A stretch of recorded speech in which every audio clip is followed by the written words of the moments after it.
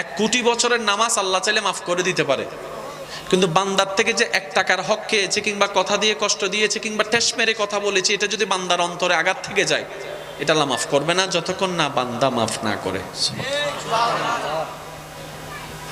এবার একজন ওনাকে জিজ্ঞেস করছেন, হুজুর কেউ আমাদেরকে আঘাত দিলে আমরা 10টা দিই, সুবহানাল্লাহ, আপনি সহ্য করে আছেন কিভাবে? কেউ আমাদেরকে একটা কথা শোনালে আমরা 10টা শোনাই, কেউ আমাদেরকে একটা আঘাত দিলে 10টা আঘাত দিই। নাউজুবিল্লাহ। আপনি ওনার জন্য দোয়া করছেন কেন? উনি যে উত্তরটা দিয়েছেন একটু মনের কান দিয়ে শুনলে আমি খুশি হব। উনি বলছেন, আমি তার ক্ষতি কেমনে চাই যে আমার নবীর উম্মত। আমি তার দুশমন হতে পারি, সে আমার ক্ষতি চাইতে পারে, কিন্তু আমি তো চাইতে পারি না।